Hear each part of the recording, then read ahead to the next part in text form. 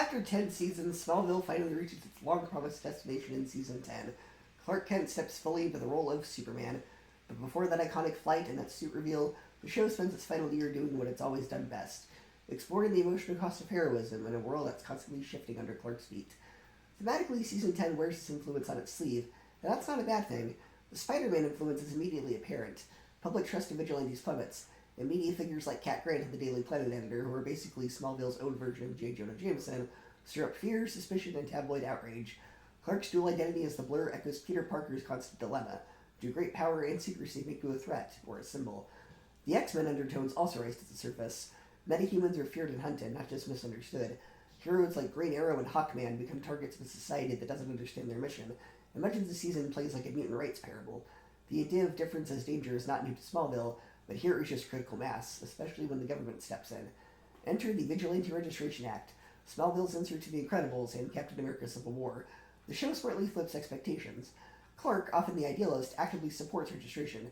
Like Tony Stark, he believes trust must be earned and structure necessary for coexistence. This puts him in conflict with Oliver Queen, who resists oversight and fears abuse of power. It's conflict rooted not in ideology alone, but in personal growth. For the first time, Clark can make a political stand, and it feels earned. Not everything lands, though. The season introduces Deathstroke, and the show somehow manages to waste him. Slade Wilson should have been this calculated long-game villain, but instead he's written as a one-dimensional hardliner.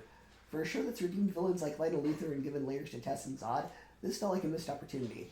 But the big question, does the finale stick the landing?